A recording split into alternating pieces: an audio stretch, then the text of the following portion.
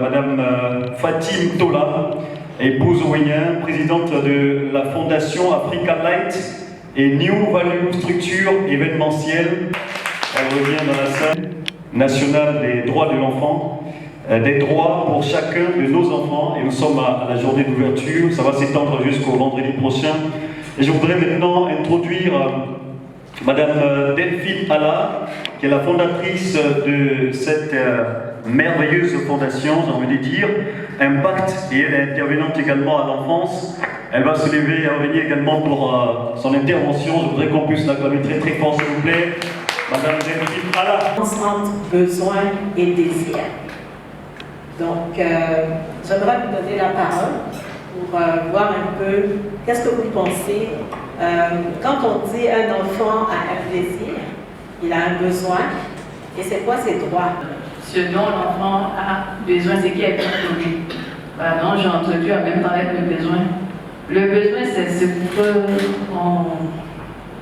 qu'on sait qui est bon pour l'enfant. Et le désir, c'est tout ce que l'enfant veut, mais pas forcément ce qui est besoin pour lui, dans la mesure où ça ne répond pas à, ça ne favorise pas son bien-être. Voilà, c'est ce que je peux dire de manière succincte. Les besoins, ce sont des éléments de la vie qui concourent à l'épanouissement. Mais c'est quand tu as des droits ou des privilèges, ce sont ces privilèges-là que tu utilises pour pouvoir assurer les besoins. On appelle les besoins de la vie. Les besoins de l'enfant, c'est comme justement les besoins de la vie des hommes. Voilà. Et par exemple, en matière économique, vous utilisez votre salaire pour combler vos besoins. Il y a le besoin de logement, le besoin de nourriture, le besoin de santé. C'est les mêmes choses que l'enfant ressent, mais pour l'enfant, c'est des droits et des besoins d'être à l'état mineur par rapport aux adultes. Sinon, c'est le même schéma. Voilà, donc, l'enfant et puis donc, les droits qui sont conférés à l'enfant vont être utilisés pour combler ses besoins. Bon, pour parler de façon terre à terre. Maintenant, les droits qu'il a, il y a un panel de droits, le droit de l'éducation, le droit à la santé, le droit du soutien et de garde, le droit à l'entretien, et tout ça, ce panel de droits-là, ce sont les parents qui doivent assurer ça aux enfants. Si les parents, bien entendu, sont au courant que l'enfant a ses besoins, il y a des parents qui ne savent même pas que l'enfant a ce genre de besoins. Il a des droits. Voilà, et l'étendue des droits, là, ça dépend. Quand les parents sont instruits, ils connaissent l'étendue des droits, mais quand ils sont analphabètes, de ne pas connaître l'étendue des droits des enfants. Dont l'enfant doit, je ne sais pas, il en a besoin, il doit l'avoir. Mais le droit, c'est une obligation des parents d'assumer cela pour l'enfant. Le désir, c'est quelque chose que l'enfant veut, mais qui n'est pas forcément utile à son épanouissement. Par contre, le besoin, il est utile à l'épanouissement de l'enfant. Le droit, c'est une obligation des parents de le donner à l'enfant. Et puis le désir, c'est quelque chose qui n'est pas utile. Connaître c'est quoi ses droits dans une société, ça permet à l'enfant de pouvoir aller au-delà de lui-même et de pouvoir s'assumer dans la société. Comparativement à un besoin qui permet à l'enfant, par exemple, d'être en pleine possession de son potentiel et d'être heureux par rapport à tout ce qu'on lui offre au niveau de la santé, au niveau de tout ce dont il a besoin pour pouvoir fonctionner dans la société. Alors pour le désir, ça permet à l'enfant de ne pas manquer de quelque chose. Donc ça comble quelque chose dont il a besoin. Donc ça c'est la première partie. Donc on fait une différence entre besoin et désir. La deuxième partie, on va parler de la responsabilisation de ses droits par rapport à ce que l'enfant a droit. Donc, ça va être comme une mise à situation. On va vous donner des questions qui vont vous permettre de réfléchir sur comment départager c'est quoi la responsabilité que l'enfant a Et c'est quoi la responsabilité au niveau de la société et la responsabilité que les gouvernants ont envers l'enfant en général. Il a le droit de jouer et de se reposer. Ça, c'est le premier. Le deuxième, il a droit à la protection. Donc, il y a plusieurs protections. Protection contre les enlèvements, les drogues, violence, beaucoup de choses. Donc, le deuxième thème. Le troisième, il a droit à une alimentation nutritive. Donc, voici les trois thèmes. Jouer, de se reposer, le droit à la protection, le droit à une alimentation nutritive. Maintenant, ce qu'on devrait réfléchir, c'est la responsabilité qui correspond à l'enfant. Ça peut être beaucoup de possibilités, on a le choix. Et ensuite, la responsabilité qui correspond aux autorités par rapport aux droits de l'enfant. Voilà qui nous a rejoint, merci beaucoup. On nous a demandé d'expliquer un peu les droits de l'enfant. Les droits de l'enfant. Donc, le premier, c'est jouer, se reposer. Nous, en tant que groupe 1, nous avons dit jouer est un privilège d'épanouissement pour l'enfant. Donc, l'enfant a besoin d'espace, assez d'espace à la maison pour pouvoir jouer. Et se reposer, nous avons dit que le repos contribue à la croissance de l'enfant. Et aussi, le repos permettra à l'enfant de bien réfléchir et être dans des conditions confortables. Concernant la protection, la responsabilité des parents. On a mis en griffe parents, c'est le droit de garde et de surveillance de l'enfant. Et ensuite, l'alimentation nutritive, c'est-à-dire que l'enfant a besoin d'aliments de qualité et aussi équilibrés. Donc l'enfant a besoin de cet aliment-là pour pouvoir bien s'épanouir, grandir et j'espère vraiment une communauté. Le droit de jouer et de se reposer. Voilà.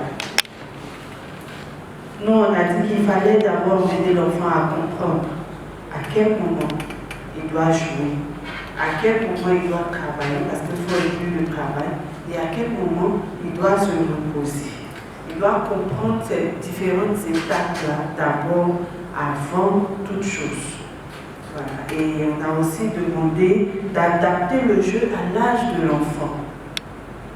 Il faut dire qu'aujourd'hui, on laisse les enfants à la télévision et puis on va à nos occupations. Donc même si l'enfant doit regarder la télévision, il faudra aussi adapter le programme de la télévision à l'âge de l'enfant. Et aussi demander à ce que l'État crée des aires de jeu dans les quartiers. Parce qu'aujourd'hui, si les enfants restent dans les maisons, c'est parce qu'il n'y a pas d'espace pour jouer. Et puis ce ne sont pas des espaces, comme même il y en a, ce ne sont pas des espaces protégés. Donc souvent les enfants sont livrés à eux. Il faut forcément quelqu'un pour venir surveiller l'enfant là. Voilà. Donc on a évoqué un peu cela par rapport au premier droit. Parce que quand l'enfant joue, quand il sort, ça lui permet de plus s'épanouir que quand il est à la maison. Concernant le deuxième droit, le droit à la protection.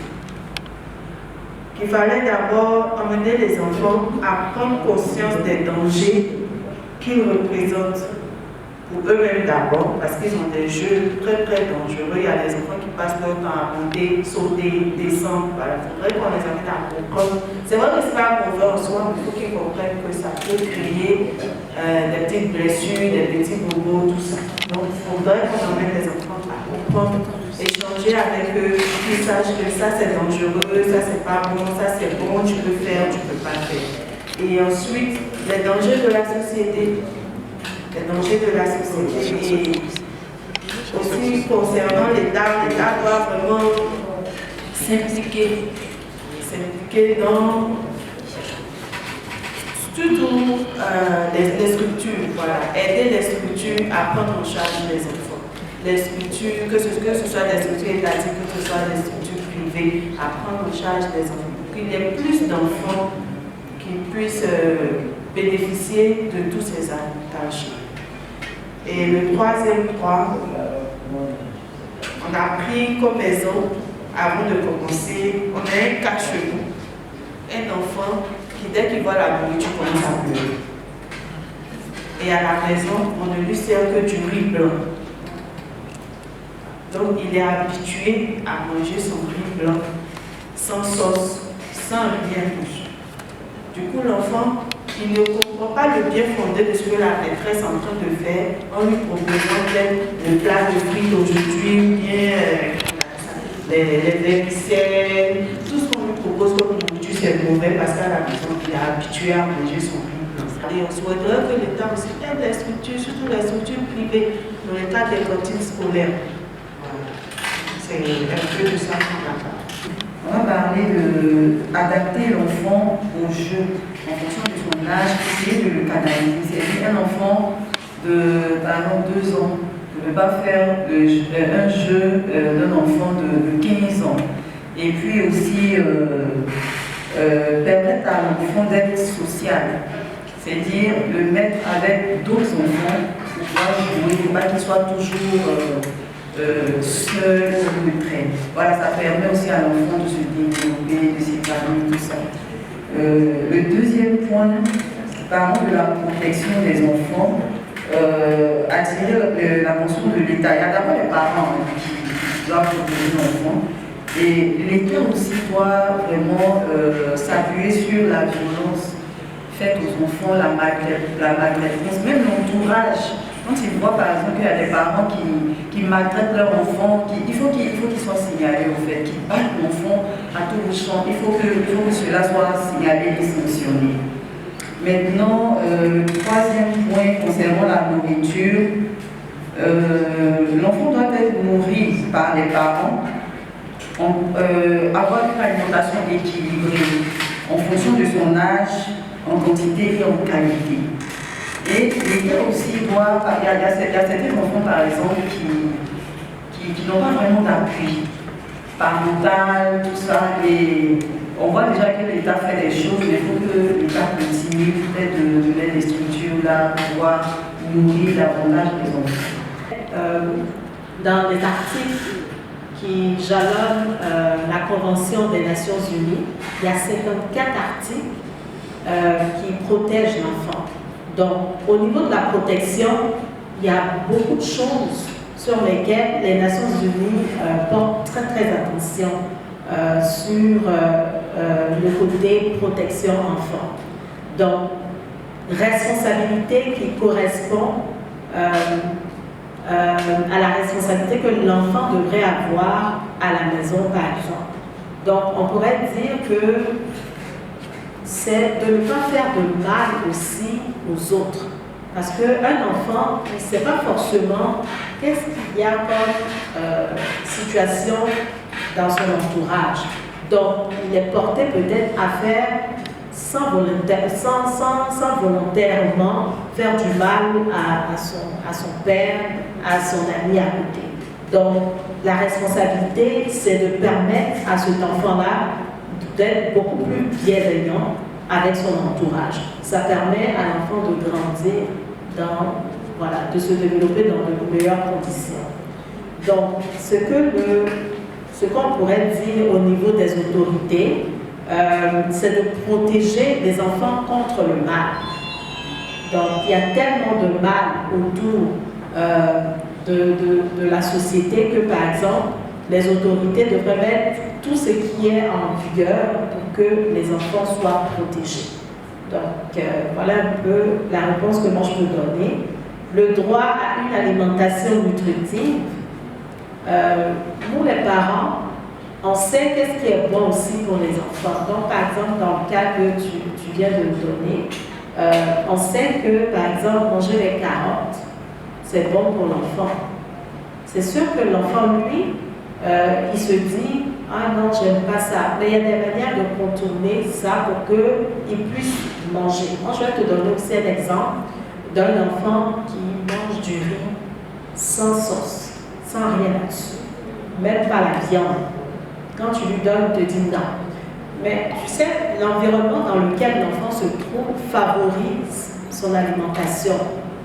Donc, quand il est arrivé, moi j'avais une garderie, quand il est arrivé, il faisait la même chose qu'il faisait à la maison. Mais ses amis autour mangent différent. Donc, eux, ils mangent la viande, ils mangent tout ce qui est nouveau. Donc, quand il voit qu'est-ce que les autres font, il est porté à le faire parce que généralement, les enfants, ils copient tout ce qui se trouve ici. Donc, c'est de l'emmener à copier ce qui est positif pour lui. Donc, lui faire comprendre que oui, manger des carottes avec son riz ou bien avec le poisson ou avec la viande, c'est bon pour lui. C'est bon au point où ça lui donne de renforcer ses os, etc., etc. Donc, aller beaucoup plus dans les explications qui vont lui permettre de comprendre. Même un enfant de 2 ans, il comprend qu'est-ce que tu lui dis. Maintenant, s'il a de la difficulté à manger ses carottes, tu peux lui demander, par exemple, comment est-ce que tu veux manger tes carottes?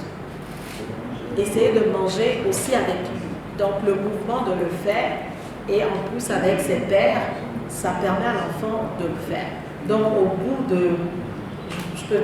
d'une semaine, un enfant qui ne mangeait pas de sauce, qui ne mangeait pas de viande, il a commencé à le faire parce qu'il voit autour comment ça se passe, il le fait. Alors, la troisième partie, c'est des principes que la Convention des Nations Unies a mis en place. Donc, il y en a plusieurs. Il y a 4 principes d'abord. Donc, il y a la non-discrimination. Tous les enfants ont des droits qui doivent être respectés sans discrimination. Le deuxième principe, c'est l'intérêt supérieur de l'enfant. Lorsque des décisions qui sont prises et qui ont des conséquences sur la vie de l'enfant, il est important de tenir compte en premier de l'intérêt supérieur de l'enfant, quelle que soit la décision qui va être prise. Le troisième principe, c'est le droit de survivre et de se développer. Donc, le gouvernement doit aider les enfants à vivre et à se développer le mieux possible. Le 4e principe, c'est le respect des opinions de l'enfant. Les enfants ont le droit de donner leur opinion concernant des sujets qui les concernent. Les points de vue doivent être toujours pris au sérieux. Je pense que ce n'est pas forcément tous ces enfants-là qui vont y agir de la sorte. Il y a non, à cause de ceux qui n'ont pas pu s'exprimer, ils vont s'exprimer et mal s'exprimer dans la mesure où ils seront comme des personnes qui sont rebelles. Parce que ces choses qu'on va exprimer vont s'emmagasiner en eux et par moments la canalisation de ce ressenti-là est difficile. Donc souvent, ça peut les rendre rebelles, agressifs, et en tout cas, ils vont manifester des comportements de sorte à vouloir s'affirmer forcément, même là, ils ne peuvent pas. Quand j'étais encore dans ma garderie, il y a un petit de 2 ans qui ne parle pas. Donc, quand il arrive à la garderie, il émet des petits sons, mais il ne parle pas. Excusez-moi. Et un jour, il vient avec sa nounou et je lui demande, je sais qu'il ne parle pas, je lui demande comment tu vas et tout ça. Il sourit. Et la nounou qui dit, ah, il ne parle pas. Après ce contact, quand il est rentré, il a commencé à émettre beaucoup plus de sons qu'auparavant. Parce que moi, j'avais comme l'impression que, parce qu'il ne parle pas, voilà, on le rabaissait. Donc, la meilleure façon de comprendre leur langage, c'est de se connecter à eux. Nous avons réfléchi sur notre enfance. Nous avons vu comment elle s'est déroulée, ce qu'elle a été, ce que nous aurions voulu qu'elle soit. Nous avons tiré des leçons de tout ça. Nous avons tiré des valeurs importantes à transmettre aux enfants sur notre responsabilité aujourd'hui. Et au moment où on célèbre cette journée, les doigts sont automatiques, les doigts viennent avec la naissance. Okay. Dès qu'on est, on acquiert ces droits-là. Je crois que les enfants sont les enfants partout. Évidemment, ils n'évoluent pas dans le même contexte, ne sont pas les mêmes réalités, c'est sûr, mais les enfants sont les enfants partout. Les êtres humains sont les êtres humains partout. On devrait s'attendre à un minimum de traitement, peu importe où on se trouve. Je crois que la justification de « Ah, vous savez, c'est comme ça que ça se passe ici, c'est la culture », il y a des choses qui ne sont pas admissibles. On ne peut pas justifier de mon point de vue par « Ok, c'est comme ça que ça se passe ici ». C'est dire « Ok, si je frappe l'enfant, exemple, si je frappe l'enfant, 1, est-ce que ça lui fait du bien réellement? Vraiment? 2, est-ce que ça résout le problème? Peut-être que l'enfant a commis une faute. Ok. Est-ce que ça va effacer la faute? Ce qui est fait. Est-ce que ça va effacer la faute? Non. Est-ce que ça va amener l'enfant à réfléchir sur la faute, sur l'erreur commise? Certainement pas. Est-ce que ça va amener l'enfant à s'améliorer? Est-ce que l'enfant a compris qu'il ou elle a commis une faute? Est-ce que l'enfant a compris comment éviter la faute prochainement? Etc. Il y a tellement de questions à se poser. Et quand on se pose toutes ces questions-là, quels sont les dommages sur le plan émotionnel auprès de l'enfant? Souvent, nous, Africains, on ne se pose pas toujours cette question, mais c'est une grave erreur. Parce que nous sommes des êtres émotionnels, on doit se poser cette question de, ok, quels sont les dommages? Sur la confiance en soi, sur l'estime, je ne vais pas développer ça, faute de temps. Mais c'est si important. Parce que souvent, on a des adultes brisés à l'intérieur. Une personne qui a cessé de croire en ses rêves. Une personne qui a cessé de faire confiance à qui que ce soit. Une personne qui a cessé de croire, qui a cessé de rêver, qui a cessé d'essayer. Une personne qui a finalement, qui a cessé d'être, qui a encore envie, mais au fond, qui a cessé d'être. Parce que du moment où on cesse de croire, on cesse de faire confiance, on cesse de rêver, on cesse de se projeter, etc., etc. Ça veut dire qu'on a cessé d'exister, simplement. Même si on est encore physiquement en vie, on a cessé d'exister. Et ça, c'est grave, c'est catastrophique. Mais on va être suffisamment humble pour s'excuser auprès des enfants. C'est très important. On a du mal parfois dans nos réflexes en Afrique, là, en tant qu'adulte parent, de demander pardon aux enfants parce que c'est un enfant. C'est une grave erreur. On doit demander pardon quand on a commis une faute. Pas seulement envers d'autres adultes, envers les enfants aussi. Okay? C'est très très important. Ainsi, on va enseigner à ces enfants-là à avoir, eux aussi, elles aussi, l'humilité de demander pardon. Okay? Parce que c'est bien pour le dire aux enfants, mais demande pardon à ton camarade, à ta camarade. Mais si l'enfant ne nous a jamais vu, ne nous a jamais entendu demander pardon, alors que l'enfant sait bien que tel jour on lui a dit ceci, tel jour on a fait ça, on ne s'est jamais excusé. On s'attend à ce que l'enfant comprenne l'importance de s'excuser, mais comment ça va venir tout ça? Si ça ne vient pas de nous, d'abord. Au milieu, que ici à la maison, il a droit de s'exprimer, de dire ce qu'il pense. Et il a ce droit-là. Il ne faudrait pas qu'il fasse de la rétention. C'est ce que je peux lui dire. Mais aussi, il a droit au jeu. Moi, c'est ce que je peux lui dire aussi. Je dirais qu'il a le droit de parler, il a le droit de me demander d'écouter ce que je dis. Maintenant, quant à faire ce qu'elle demande, ça c'est autre chose. Il s'agit de moi, parler d'abord du droit à la culture, parler de ma culture à mon enfant, parce que nous sommes en train de laisser aussi notre culture pour notre culture. Et je pense que l'un des droits plus importants aussi, c'est ça. Donc, il connaît son identité. C'est très important. Et le deuxième élément, c'est le droit au loisir et, comment on appelle ça, au repos. Le repos n'est pas forcément dormir, mais c'est aussi le temps libre qu'on donne à l'enfant, le temps de qualité que le père ou la mère que nous sommes nous consacrons à l'enfant. Donc, c'est ce temps-là, de qualité-là, que nous devons avoir avec nos enfants si nous voulons effectivement que leur voix soit respectée. Personnellement, moi je dois dire l'enfant, c'est seulement droit à la liberté d'expression. Vu que quelqu'un s'exprime normalement devant ses parents, c'est une grande chose. Il y a certains enfants aussi qui ont peur de parler en face de leurs parents. Et ça, c'est un complexe, c'est très important. Il faudrait que les parents puissent donner ça. Et j'ai déjà dit aussi personnellement, il faudrait que certains parents puissent accorder à leurs enfants, puissent les aider à faire ce qu'ils aiment vraiment. Ils aiment vraiment parler, vu qu'il y a certains enfants qui aimeraient faire certains métiers, mais les parents refusent. Et quand c'est comme ça, l'enfant se sent frustré, il est obligé de faire ce qu'il n'aime pas. Donc, c'est sur le côté que j'ai déjà souligné vraiment.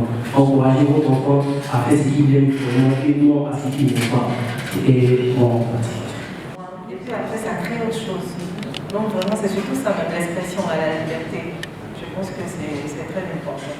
Je pense que c'est très important parce que quand un enfant n'a pas la confiance en soi, il est enfermé, il peut ne pas s'exprimer. Et tout ça, c'est des blocages qu'il faut lever en permettant à l'enfant d'avoir le droit de parler, d'exprimer ce qu'il ressent, etc.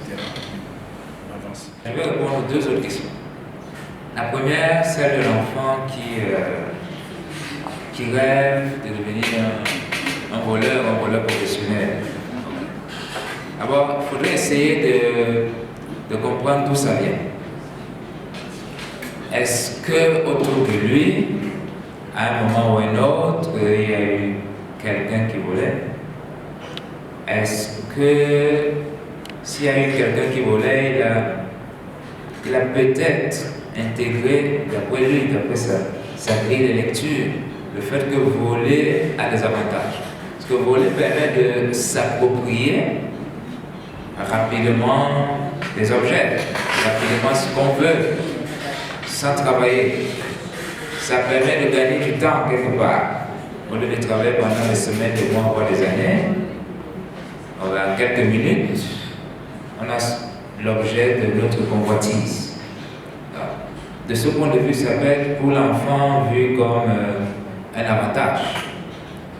Maintenant, ce qu'il faudrait faire, c'est de lui montrer, pas seulement lui dire que c'est mauvais, mais lui montrer, il faut qu'il voie la visualisation, lui montrer les risques, les dangers du vol, lui montrer ce qui va lui arriver s'il vole, et lui montrer ce qui est arrivé aux personnes qui ont volé. Il faut qu'il voit ça, il faut que ce soit réel pour lui. Alors, qu'est-ce que j'essaie de dire? Le gamin, le jeune de 9 ans, continuer à lui faire des rappels, ça va lui prendre le temps que ça va lui prendre. Il va petit à petit, il va changer. Sur certains, il va changer. Dans 2 ans, dans 3 ans. Ça demande de la patience. Souvent aussi, on a besoin d'être face à un mur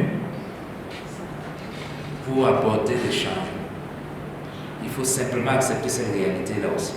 Être patient envers lui, envers les enfants, comme on doit être patient envers nous. Donc voilà mes réponses à ces deux questions. Créative et tout ça. Généralement, un enfant qui a besoin qui n'est pas reconduit, il y a quelque chose. Un enfant qui a une attitude qu'on trouve anormale, en arrière, il y a quelque chose qui ne marche pas. Donc, c'est sûr qu'il n'a pas son besoin dans ce moment-là, pendant que tu es en train de lui montrer, tu l'éduques et tout ça. C'est pas de ça qu'il a besoin, mais c'est de ça qu'il devrait avoir besoin. Donc, soit vous consultez un technicien, quelqu'un qui s'occupe des enfants en difficulté, comme Bertrand l'a dit, pour savoir qu'est-ce qui se passe, mais il a un besoin sûrement qui n'est pas reconnu. Donc, c'est sûr que lui, il n'a aucun intérêt dans ce que tu lui montres. Tant qu'il ne trouve pas son intérêt là-dedans, comme Bertrand l'a dit, il ne fera rien. Merci vraiment. Est-ce qu'on peut s'acclamer très très fort, s'il vous plaît? On va s'acclamer très très fort. pour tous ceux qui ont participé à cette première journée, cette journée introductive. Et nous avons vraiment une structure, beaucoup de chants. Alors, nous sortons de la première journée de la semaine nationale pour l'enfance. J'avoue que ça a été une belle expérience. On a été entretenu par des conférenciers de qualité et de renommée internationale.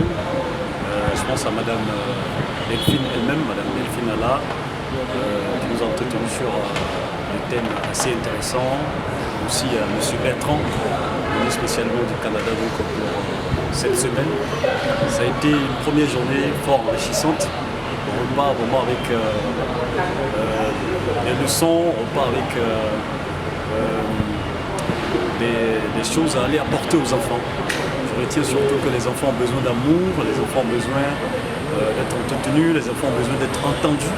C'est surtout ces choses-là que moi je retiens et c'est avec ça que je pars pour entretenir non seulement mes propres enfants mais tous les enfants qu'on va voir dans la société parce que j'ai appris également à travers cette première journée qu'en réalité tous les enfants sont nos enfants. On ne va pas s'occuper seulement de nos propres enfants mais tous les enfants qu'on voit dans la société sont nos propres enfants, sont aussi nos enfants, on doit les prendre comme nos propres enfants et contribuer à leur éducation, contribuer à leur épanouissement et je repars d'ici avec tout ça comme expérience.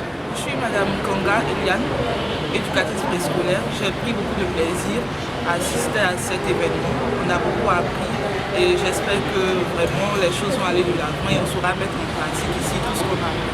Je vous remercie. C'est Madame Diaya Annick. Je suis directrice de l'île des Tout-Petits, groupe scolaire l'île des Tout-Petits, petite enfance et puis vraiment nous avons été très heureuses de participer à cet événement.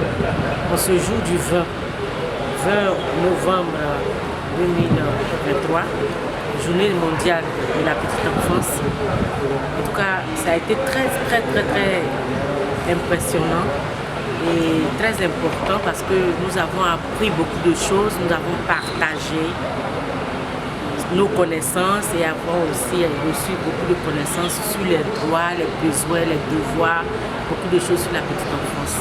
Merci beaucoup à Madame Alla pour cette initiative et que Dieu permette que cela soit encore plus grand aux années à venir. Merci. Je dis merci pour cette rencontre organisée par Madame Alla. C'est depuis le Canada qu'elle parlait de ça et aujourd'hui ça a eu lieu. Nous avons appris les droits, les devoirs, qu'est-ce que l'enfant a droit, qu'est-ce que l'enfant doit faire ou ne pas faire. Et tout ça là, on a vraiment appris beaucoup de choses et on saura corriger désormais ce qui ne va pas avec nos enfants. Donc moi je pense que c'est une très bonne initiative et que demain nous allons encore continuer, mais que Dieu donne la force, la santé à Madame Alla pour qu'elle puisse continuer ce qu'elle a commencé. Merci beaucoup. Une très belle conférence. Nous on est sorti de cette conférence Impact, une conférence organisée par Madame Alla, une conférence très enrichissante. Et vraiment, on a beaucoup appris sur le droit des enfants et on espère que ce genre d'événement peut se répéter au fil des ans parce qu'elle est très enrichissante, elle nous enseigne et elle nous donne vraiment de pouvoir nous d'orienter aussi nos enfants. Vraiment, merci beaucoup pour cette initiative qui doit être encouragée. Moi, c'est Mme Solomon Atarawa, je suis déléguée commerciale chargée auprès des institutions africaines de l'édition. Africaine de l'édition, qui est une maison d'édition. Nous, notre programme, c'est Écrit l'Afrique. Je voulais merci beaucoup à Mme Atarawa pour cette bonne initiative pour nous, les mères de famille, qui vont nous aider à pouvoir les éduquer nos enfants. Parce que souvent, c'est difficile de pouvoir communiquer avec nos enfants. Cette initiative nous permettra d'être des experts sur l'éducation de nos enfants. Donc, je dirais merci beaucoup de votre contribution. Et Dieu nous donne la force d'aller de l'avant et que nous serons